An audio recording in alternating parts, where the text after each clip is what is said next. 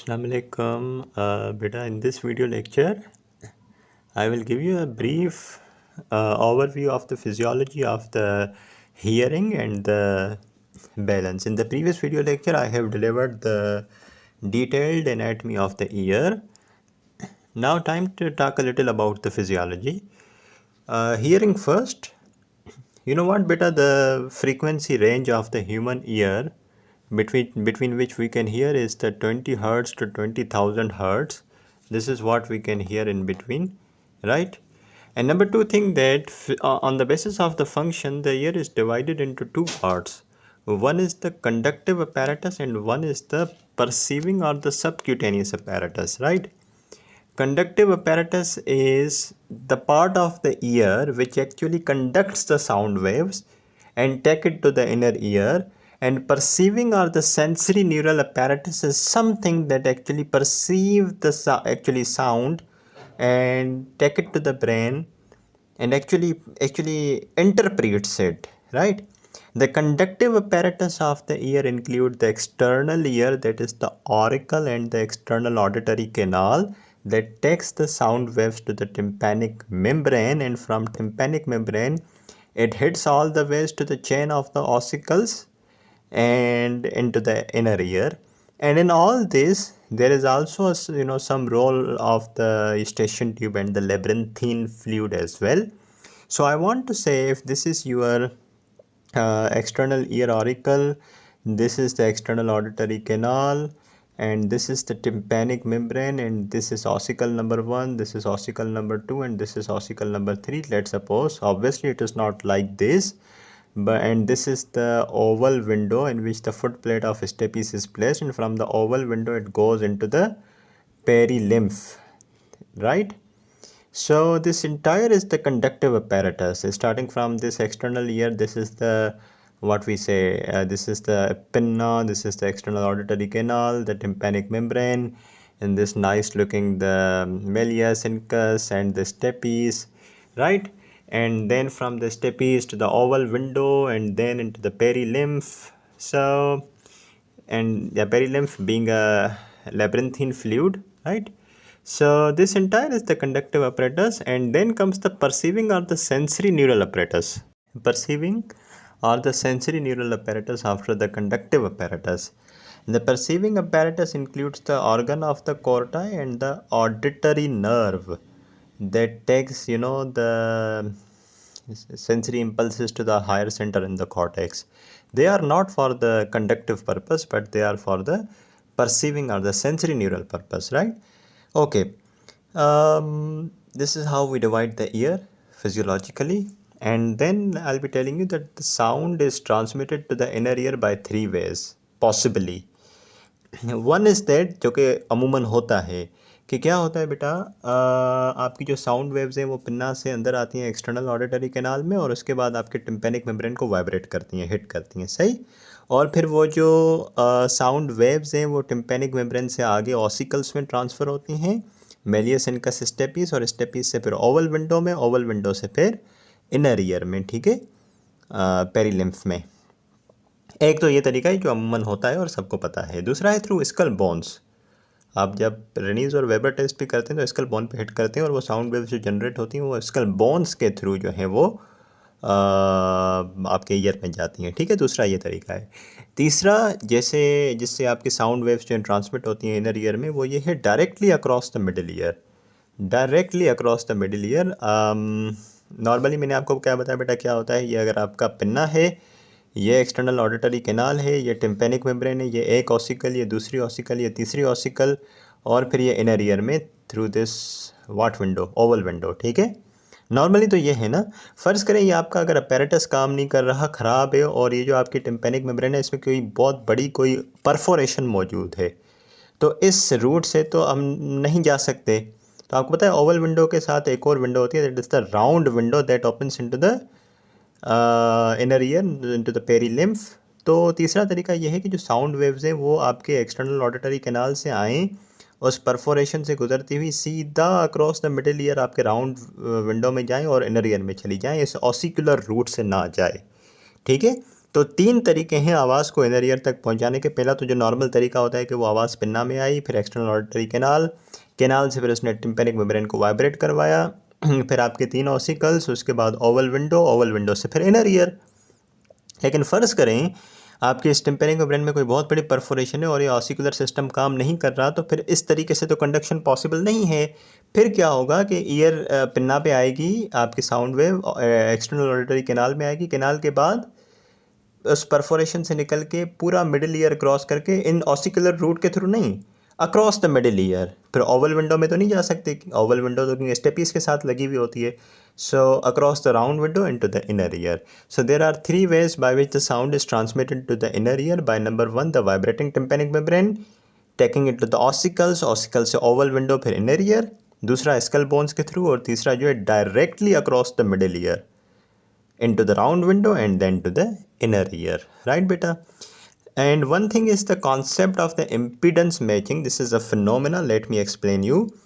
Even if I just read this particular paragraph, you will better understand that the sound energy which is traveling in the air, it cannot be transmitted directly into the liquid medium, into the endolymph and the perilymph. हम क्या कर रहे हैं बेटा, ये जो sound मौजूद है आपके हवा के अंदर, एयर के अंदर, उसको हम डायरेक्टली यहाँ से पिन्ना के थ्रू अंदर और इनर ईयर के अंदर हम लिक्विड मीडियम में ट्रांसमिट नहीं कर सकते। उसकी वजह यह है कि एयर जो है वेरी लो रेजिस्टेंट मीडियम होता है, हवा के अंदर इतनी रेजिस्टेंस नहीं होती। लेकिन इस आवाज़ ने जहाँ जाना है, that is the inner year, जहाँ पे ये फ्लूइड मौजूद है, एंडोलिम्फ पेरिलिम्फ, वो लिक्विड है और उसके अंदर बहुत ज़्यादा रेजिस्टेंस होगी कंपेयर टू द एयर। तो साउंड वेव्स को एयर में से, जो कि बहुत लो रेजिस्टेंस एनवायरनमेंट है, वहाँ से लेके ऐसे एनवायरनमेंट में भेजना, यानी कि पेरिलिम्फ में भेजना जो बहुत हाई रेजिस्टेंस एनवायरनमेंट है, ऐसा पॉसिबल नहीं है। तो हमने क्या करना है बेटा, अगर ऐसा हुआ ना कि इन साउंड वेव्स को डायरेक्टली इतनी लो रेजिस्टेंस एनवायरनमेंट से इतनी हाई रेजिस्टेंस एनवायरनमेंट में भेज देंगे, तो क्या होगा, साउंड वेव्स यहाँ से बहुत सारी हिट करके वापस आ जाएंगी।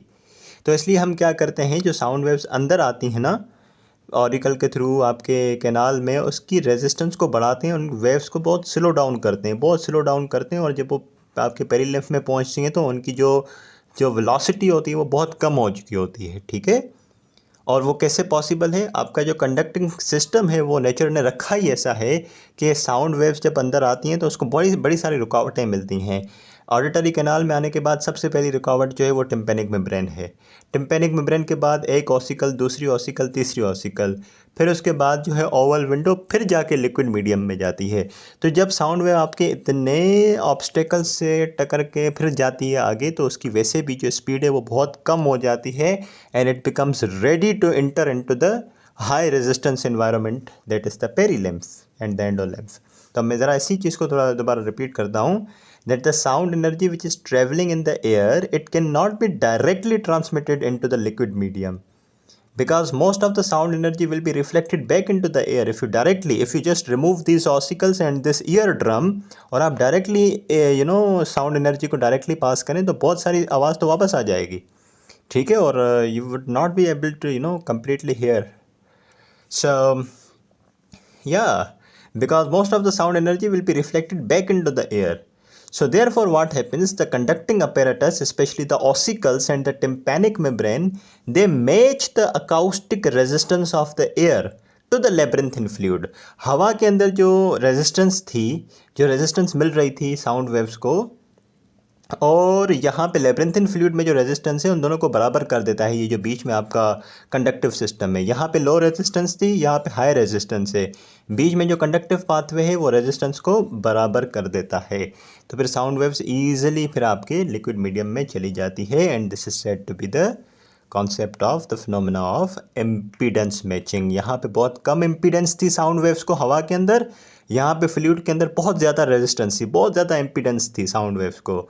बीच में जो ऑसिकुलर सिस्टम है उसने रेजिस्टेंस को बराबर कर दिया, साउंड वेव्स की जो फ्लो है उसको कम करके, ठीक है। So I hope you are clear with this as well. Now let me take you to the next page. Right बेटा, now comes the perception of the sound after the conduction of sound. पिछले page में हमने क्या discuss किया बेटा, sound conduct कैसे होता है और इम्पीडेंस मैचिंग का क्या कॉन्सेप्ट है। Now is the perception of the sound, बेटा, कि एक बार जो साउंड है, वेव है, वो आपके मिडल ईयर कैविटी में आई और उसके बाद स्टेपीज़ को हिट किया।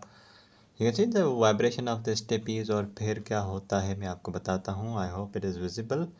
So this is the picture I want to show you. Yeah, just a second. Yeah, I hope you can see in this. ये फ़र्ज़ करें यहाँ पे स्टेपीज़ थी और ये ओवल विंडो है जो कि आपके ऊपर अंदर पेरी लिम्फ में, इसके अलावा वेस्टिबुलाई में ओपन हो रही है, ठीक है।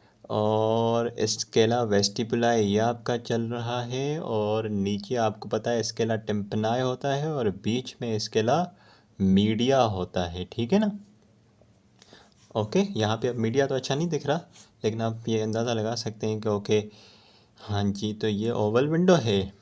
यहाँ पे स्टेपीज़ की फुट प्लेट होगी, ये ओवल विंडो है, ये ऊपर इसके अलावा वेस्टिबुलाई में ओपन हो रहा है, ये अंदर फ्लूइड मौजूद है, पेरीलिम्फ, ठीक है। और फिर ये नीचे इसके अलावा टिम्पनाई।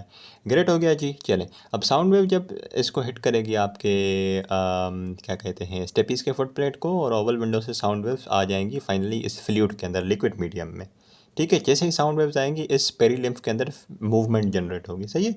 तो पेरीलिम्फ जो है ऐसे आगे की तरफ, जाहिर सी बात है आप खुद नोट करो, जब साउंड वेव इधर स्टेपीज़ को हिट करेगी तो स्टेपीज़ अंदर होगी, थोड़ा अंदर दब जाएगी, जिसकी वजह से अंदर प्रेशर जनरेट होगा और साउंड वेव्स मूव करेंगी। यहाँ पे पेरीलिम्फ में भी हलचल आएगी। पेरीलिम्फ जैसे ही मूव करेगा तो आपको पता है यहाँ पे बेजलार मेम्ब्रेन होती है जो कि इस स्केला टिम्पनाई को इसके अलावा मीडिया से सेपरेट करती है। उस बेजलार मेम्ब्रेन में मूवमेंट आएगी, ठीक है। अब ज़रा एक और पिक्चर से ट्राई करते हैं। हाँ, जस्ट अ सेकंड, या you can see this picture. In this picture you can see, okay, again this is the oval window, this is the scala vestibuli, this is the scala tympani, this is the scala media, this pink is the basilar membrane, ठीक है। तो अब देखें oval window से sound wave आई, जैसे ही sound wave आई पेरीलिम्फ में मूवमेंट जनरेट हुई, पेरीलिम्फ में मूवमेंट जनरेट हुई और ये मूवमेंट जो है फिर नीचे पेरीलिम्फ जो मौजूद है स्केला टिम्पनाई में उसमें भी मूवमेंट जनरेट करेगा। इससे क्या होगा, ये बेजलार मेम्ब्रेन हिलेगी आपकी, वाइब्रेट करेगी। So result, okay, there will be vibration in the basilar membrane. जब ये बेजलार मेम्ब्रेन वाइब्रेट करेगी तो फिर क्या होगा मैं आपको बताता हूँ। जब ये बेजलार मेम्ब्रेन वाइब्रेट करेगी तो आपको पता है यहाँ पे एक टेक्टोरियल मेम्ब्रेन मौजूद होती है और या रेटिकुलर लेमिना होता है, वो भी मूव करेंगे, ठीक है। जिसकी वजह से क्या होगा, जो बेजलार मेम्ब्रेन के ऊपर जो ऑर्गन ऑफ कोटाए होते हैं, जो हेयर सेल्स होते हैं, वो एक्चुअली उनके अंदर आयंस शिफ्ट होंगे और वो रेस्टिंग मेम्ब्रेन पोटेंशियल में मज़ीद नहीं रहेंगे और उनके अंदर एक्शन पोटेंशियल जनरेट हो जाएगा, जिसकी वजह से फिर आगे नर्व जो है स्टिमुलेट होगी और साउंड जो है आपके हायर सेंटर पे ब्रेन में पहुंचेगा, ठीक है बेटा। तो अब जो मैंने बात डिलीवर की, इसी चीज़ को ज़रा दोबारा रिपीट करता हूँ। Okay, same thing and I will show you another picture that the sound waves come through this route. यहाँ पे आपको होता है स्टेपीज़ की फुट प्लेट होती है, ओके, और साउंड जो है स्टेपीज़ की फुट प्लेट को हिट करता है और ओवल विंडो के थ्रू अंदर आता है। और जैसे ही अंदर इस फ्लूइड के अंदर आएगा तो इस पेरीलिम्फ के अंदर जो स्केला वेस्टिबुलाई में मौजूद है, इस पेरीलिम्फ के अंदर हलचल आएगी और ये पेरीलिम्फ पूरा जो है मूव करेगा, वाइब्रेट करेगा, ठीक है। इससे क्या होगा, सॉरी, ऐसे ये होगा कि जो आपकी बेजलार मेम्ब्रेन है वो भी वाइब्रेट करेगी और बेजलार मेम्ब्रेन के मूव करने के साथ ऊपर जो टेक्टोरियल मेम्ब्रेन होती है वो भी मूव करेगी, जिसकी वजह से क्या होगा, जो इस बेजलार मेम्ब्रेन के ऊपर मौजूद जो हेयर सेल्स होते हैं वो उनके अंदर आइंस इन्फ्लक्स करेंगे और उनका रेस्टिंग मेम्ब्रेन पोटेंशियल मज़ीद नहीं रहेगा, वो एक्टिव हो जाएंगे, एक्शन पोटेंशियल जनरेट होगा और जो आपकी कोक्लियर नर्व है वो सिग्नल लेके ऊपर चली जाएगी, ठीक है बेटा, इस तरीके से। अब देखें, जैसे ही इस बेजलार मेम्ब्रेन में मूवमेंट आएगी ना, इस बेजलार मेम्ब्रेन में वाइब्रेशन क्यों जनरेट होगी, क्योंकि आपका जो आसपास पेरीलिम्फ है वो वाइब्रेट हो रहा है साउंड वेव्स के आने की वजह से। तो जैसे ही साउंड वेव्स आएंगी आपके पेरीलिम्फ के अंदर, पेरीलिम्फ में हलचल आएगी, पेरीलिम्फ वाइब्रेट करेगा तो बेजलार मेम्ब्रेन भी वाइब्रेट करेगी और इसकी वजह से ऊपर टेक्टोरियल मेम्ब्रेन और जो रेटिकुलर लेमिना है वो वाइब्रेट करेगा, जिसकी वजह से इनके अंदर आइंस इन्फ्लक्स करेंगे इन हेयर सेल्स के अंदर और they will develop their action potential and the signals will be sent to the higher centers ultimately। मैं आपको एक बात बता दूं जो इससे रिलेटेड है कि जो साउंड वेव्स यहाँ पे आ रही हैं बेटा ओवल विंडो के थ्रू अंदर, अगर वो हाई फ्रीक्वेंसी वेव्स होती हैं तो वो, ये देखें पूरी बेसलार मेम्ब्रेन है ना थ्रू आउट द लेंथ, अगर हाई फ्रीक्वेंसी साउंड वेव्स होती हैं तो वो कौन से पार्ट ऑफ बेसलार मेम्ब्रेन को ज़्यादा डिस्प्लेस कराती हैं? ये जो अर्ली पार्ट है नियर द ओवल विंडो, ठीक है, जो बेजल टर्न के करीब है ये वाला पार्ट। और अगर लो फ्रीक्वेंसी साउंड वेव्स हैं तो वो कौन से पार्ट ऑफ द बेसलार मेम्ब्रेन को ज़्यादा डिस्प्लेस करेंगे? ये जो ओवल विंडो से दूर है जो वाला, ये वाला part that is present near the apex of the cochlea, ठीक है। तो अब इसी चीज़ को ज़रा एक और पिक्चर से ट्राई करते हैं, यहाँ से देख लें। अगर बेटा देखें हाई फ्रीक्वेंसी की वेव होगी तो बेसलार मेम्ब्रेन को ज़्यादा यहाँ पे डिस्प्लेस करवाएगी, लो फ्रीक्वेंसी की होगी तो वो ज़्यादा यहाँ पे ये जो एपेक्स है कोक्लिया का, यहाँ पे आके जो बेसलार मेम्ब्रेन है उसको डिस्प्लेस करवाएगी, ठीक है। सो दोबारा इसको रिकैप करते हैं कि जो साउंड वेव्स आती हैं स्टेपीज़ को वाइब्रेट कराती हैं, फिर पेरीलिम्फ के अंदर जो है वाइब्रेशन जनरेट होती है जिसकी वजह से बेसलार मेम्ब्रेन जो है वाइब्रेट करती है। ऊपर जो आपका टेक्टोरियल मेम्ब्रेन है, रेटिकुलर लेमिना है, उसके अंदर मूवमेंट जनरेट होती है जिसकी वजह से आइन सेंटर होते हैं हेयर सेल्स के अंदर, और ultimately from the resting membrane potential they develop their action potential, and there is the transmission of this nerve signals through the cochlear nerve to the cerebrum above। और auditory pathway तो आपको पता ही है ना पिछले लेक्चर से, ठीक है बेटा। और अगर हाई फ्रीक्वेंसी वेव होगी तो कौन से पार्ट ऑफ बेसलार मेम्ब्रेन को ज़्यादा डिस्प्लेस करवाएगी? जो नियर द बेजल टर्न है, यानी कि आपके ओवल विंडो के करीब ये वाला पार्ट, ठीक है। और अगर आपकी लो फ्रीक्वेंसी वेव होगी तो दूर बेसलार मेम्ब्रेन को displace करवाएगी near the apex of the cochlea। So this is all about the physiology of the hearing I could tell you from the ENT point of view, right? And now beta let me tell you a little about the physiology of the balance. The detail of this lecture, yeah, I'll deliver in the physiology lectures later, but for now I can give you a little idea. The balance, the physiology of the balance, actually the role of the hearing is of the cochlea, right? The role of the hearing is of cochlea, and the role of balance, the equilibrium of the body is maintained by the coordination of information from the vestibular system of the ear, जिसमें दो चीज़ें आती हैं, एक का year का vestibule आ जाता है जिसमें सेक्यूल और यूट्रिकल होता है, और एक सेमी सर्कुलर कैनाल्स। उसके अलावा आइज़ का बड़ा रोल होता है, और proprioceptive sensation from the joints and muscle which actually tell you what is the position of the muscle and the joint in the body, right? And ultimately the higher center for coordination and the equilibrium in the body is obviously the cerebellum. And few things to be noted and kept in mind is I mentioned that the role of hearing is done by the cochlea in the inner ear, and the vestibule and the semicircular canals have to do something in the balance and the equilibrium. So three semicircular canals, एक तो होती हैं anterior और posterior, और एक होती है lateral जो कि हॉरिजॉन्टल होती है, ठीक है। So semicircular canals actually respond to the angular acceleration of the head. The horizontal pair, that is the lateral pair of the semicircular canal, they respond to the rotation about the vertical axis. जब आप vertical axis में अपने head को tilt करते हो, like when you से yes, so you actually tilt your head in the vertical axis, and this is actually detected by the horizontal pair of the semicircular canals, that is the lateral pair. And okay, the posterior and the anterior pair of the semicircular canals respond to the displacement of the head around the horizontal axis. Tilting your head in the horizontal axis is just like when you say no, right? When you say no, you actually tilt your head in the horizontal axis, right, which is detected by the posterior and the anterior pair of the semicircular canal. So semicircular canal is, in the end, actually it is dealing with the angular acceleration, right? Okay, and then this is the semicircular canal. Second thing is the vestibule, जिसके अंदर utricle और सेक्यूल आ जाता है। मैं दोबारा बता दूं बेटा कि एक होता है आपका कॉक्लिया, कॉक्लिया के बाद आता है आपका वेस्टिब्यूल, वेस्टिब्यूल के आगे आती हैं सेमी सर्कुलर कैनाल्स, ठीक है। कॉक्लिया का रोल होता है हियरिंग में, वेस्टिब्यूल और सेमी सर्कुलर कैनाल बैलेंस और पोजीशन मेंटेन करने में। सेमी सर्कुलर कैनाल मैंने बताया एंगुलर एक्सेलरेशन को डिटेक्ट करने में बड़ा ज़बरदस्त रोल होता है। वेस्टिब्यूल के अंदर एक होता है सेक्यूल, एक होता है utricle. Utricle response to the gravity and the linear acceleration, like let's suppose when you go up through the elevator, are you coming down. So all those gravity changes are actually detected by the utricle, right? I should say the saccule का जो exact function है, it is not clearly known, but we can say the saccule has to do something with, alteration in the position of the head in relation to the gravity. So it may stimulate the saccule, right? Okay. And lastly, beta, yeah, the impulses from the saccule and utricle, they not only give information about the position of the head in the space, but they also initiate the reflexes which tend to keep the head in upright position. You can keep your head in upright position is actually, we can say, maybe due to the impulses from the saccule and utricle. And also saccule and utricle can detect very low frequency vibrations, right? So in this video lecture, this is it.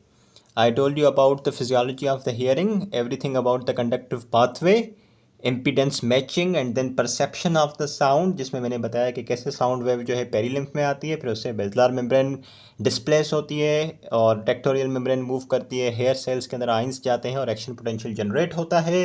फिर थोड़ी सी बात हमने balance की and this is all about this lecture बेटा। I hope you got the concepts. If you did, you can appreciate me by liking to the video, subscribing to the channel. Thank you so much. Class dismissed.